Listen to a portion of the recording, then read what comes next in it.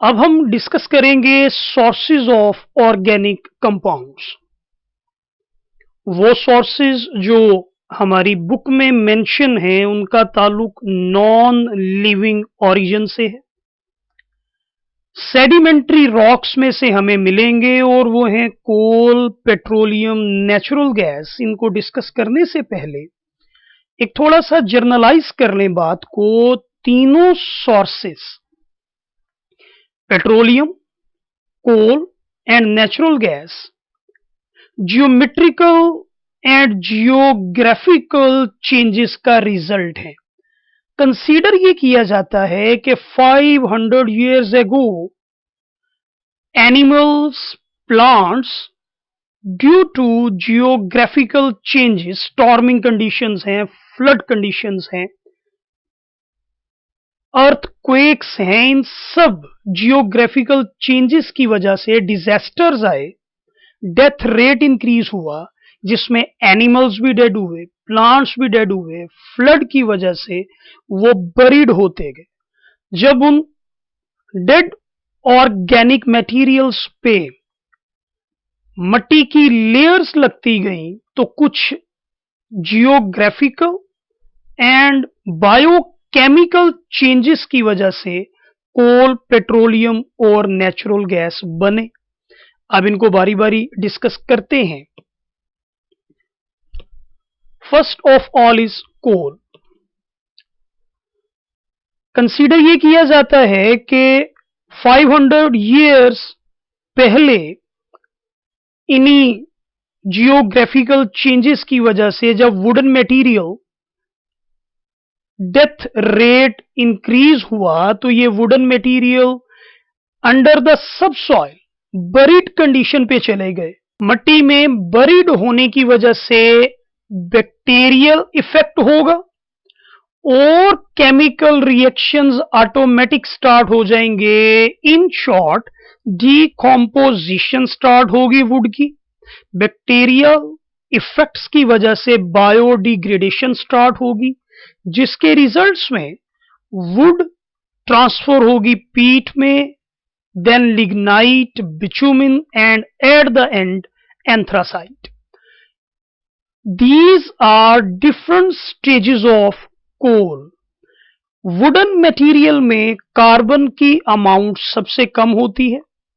जैसे जैसे chemical reactions होते जाएंगे, बायोकेमिकल चेंजेस आएंगी, तो वुडन मटेरियल में से कार्बन की परसेंटेज इंक्रीज होती जाएगी और इससे जो रिलेटेड कंपैरिजन में दूसरे एलिमेंट्स मौजूद होंगे वो रिमूव होते जाएंगे और different stages of coal establish होती जाएंगी। पीट एक स्पॉन्जी टाइप कोल होता है, सॉफ्ट होता है, लाइट ब्राउन कलर है और बर्निंग में कंपैरेटिवली यूज नहीं होता। बर्निंग के लिए हम बाकी 3 स्टेजेस को इस्तेमाल करते हैं, लिग्नाइट, बिटुमिनस एंड एंथ्रासाइट। पीट, लिग्नाइट और बिटुमिनस कोल पर कंडीशंस वही रहेंगी, टेम्परेचर इंक्रीज होता रहेगा, प्रेशर भी इंक्रीज हो रहा है मट्टी के नीचे दबने की वजह से। लेकिन हाई टेम्परेचर पर चूंकि बैक्टीरिया डेड हो जाते हैं, पीट से ऑनवर्ड बैक्टीरिया अपना इंपैक्ट शो नहीं कर सकते। पीट से ऑनवर्ड बायोकेमिकल चेंजेस नहीं होंगी, सिर्फ केमिकल चेंजेस होंगी जो हाई टेम्परेचर और हाई प्रेशर की वजह से। पीट से ऑनवर्ड फिर यही सिचुएशन होगी कि कार्बन की परसेंटेज इंक्रीज होगी, बाकी एलिमेंट्स रिलीज होंगे। Light black colour comparatively hard coal lignite, then bituminous dark black coal, comparatively hard coal bituminous, and at the end 96% pure coal. 92 to 96% एक रेंज अरेंज की जाती है all over the world different countries में। Anthracite जिसमें carbon की percentage maximum होती है, pure कोल consider किया जाता है। जितनी कार्बन की परसेंटेज इंक्रीज होती जाएगी, कोल उतना डार्क ब्लैक होगा और हार्ड होता जाएगा। Purest hardest and most black form of coal is anthracite. Next हम डिस्कस करेंगे carbonisation. Carbonization is when coal is heated in the absence of air, temperature ranging from 500 to 1000 degrees centigrade, it is converted into coke, coal gas and coal tar. Carbonisation एक destructive distillation का style है. Destructive distillation हमेशा solid की जाती है. हम किसी भी सॉलिड को in the absence of air जब हीट करते हैं तो वो सॉलिड ब्रेक होता है अपने कंपोनेंट्स में, जिसको डिस्ट्रक्टिव डिस्टिलेशन कहा जाता है. और यही फिनोमिना हम जब कोल पे अप्लाई करेंगे तो इस फिनोमिना को कार्बोनाइजेशन कहते हैं. Carbonisation term specific for the coal, और कोल अपने कंपोनेंट्स में ब्रेक होता है. कोक जो रूम टेम्परेचर पे सॉलिड फ्रैक्शन होती है कोल की. कोल गैस नाम से क्लियर है ये गैस है. और कोल टार रूम टेम्परेचर पे लिक्विड फ्रैक्शन है. Next, organic compound natural gas. जैसा कि हम पहले बात कर रहे थे कि बायोडिग्रेडेशन का रिजल्ट है coal, natural gas and petroleum. Consider ये किया जाता है कि प्लांट्स की डिकम्पोजिशन के रिजल्ट में कोल बना, एनिमल्स की डिकम्पोजिशन के रिजल्ट्स में पेट्रोलियम बना, और एनिमल्स और प्लांट्स दोनों की डिकम्पोजिशन के रिजल्ट्स में नेचुरल गैस बनती है. Natural gas basically is the mixture of low boiling hydrocarbons. और इन लो बॉइलिंग हाइड्रोकार्बन में मेन पोर्शन कंसीडर होता है मीथेन का. और ये वही नेचुरल गैस है जो हम डोमेस्टिक यूज में सुई गैस के नाम से जानते हैं. Basically methane colourless and odourless है, लेकिन हमें जो नेचुरल गैस की स्मेल आती है वो H2S हाइड्रोजन सल्फाइड की वजह से रॉटन एग स्मेल आती है, जिसका ताल्लुक सिर्फ इंडिकेशन ऑफ लीकेज के साथ है. हाइड्रोजन सल्फाइड का कंसर्न बर्निंग के साथ नहीं होता. Next, portion of natural sources of organic compound is petroleum. Petroleum combination of two words petro and oleum. Petro rocks को कहते हैं, ओलियम ऑयल को कहते हैं. जैसा कि मैंने पहले कहा कि ये सारे सोर्सेस सेडिमेंट्री रॉक्स में से हमें अवेलेबल होंगे. पास्ट में पेट्रोलियम सेडिमेंट्री रॉक्स के नीचे से ही मिला, तो उस विस्कस ब्लैकिश शेड ऑयल को पेट्रोलियम का नाम दे दिया गया. इसको हम क्रूड ऑयल भी कहते हैं, मिनरल ऑयल भी कहते हैं, और सिंपल वर्ड फॉसिल फ्यूल भी कहा जाता है, क्योंकि हम इस बात से एग्री कर चुके हैं कि पेट्रोलियम, कोल, नेचुरल गैस ये dead organic material, dead organisms की डिकम्पोजिशन का रिजल्ट हैं. अब पेट्रोलियम को जरा डिस्कस कर लेते हैं. पेट्रोलियम चूंकि रूम टेम्परेचर पे लिक्विड फ्रैक्शन है, और लिक्विड मटेरियल को सेपरेट करने का तरीका है फ्रैक्शनल डिस्टिलेशन. फ्रैक्शनल डिस्टिलेशन में हम एक लिक्विड मिक्सचर को हीट करते हैं. हीट करने पे उस मिक्सचर में मौजूद हर फ्रैक्शन अपने एप्रोप्रिएट बॉइलिंग पॉइंट पे एवेपोरेट हो जाती है, और उस फ्रैक्शन के वेपर्स को कंडेंस करके हम अचीव कर लेते हैं. ये जो टेबल आपके सामने नजर आ रहा है ये पेट्रोलियम की फ्रैक्शंस का टेबल है, जिसमें उन फ्रैक्शंस के नाम, उनके बॉइलिंग पॉइंट्स की रेंज, उनके कार्बन चेन की रेंज और उनके यूजुअल लाइफ में यूजेस मेंशन है। जर्नल साइज को डिस्कस कर लेते हैं। First fraction is natural gas, जो एज सच हम पहले डिस्कस कर चुके हैं। हम शुरू करेंगे पेट्रोलियम ईथर से। पेट्रोलियम ईथर पेट्रोलियम की एक ऐसी फ्रैक्शन है जिसमें carbon chain C5 to C6 mean 5 carbon chain से लेकर 6 कार्बन चेन के मिक्सचर को हम पेट्रोलियम ईथर कहते हैं और बॉइलिंग पॉइंट उसका है 20 टू 60 डिग्री सेंटीग्रेड।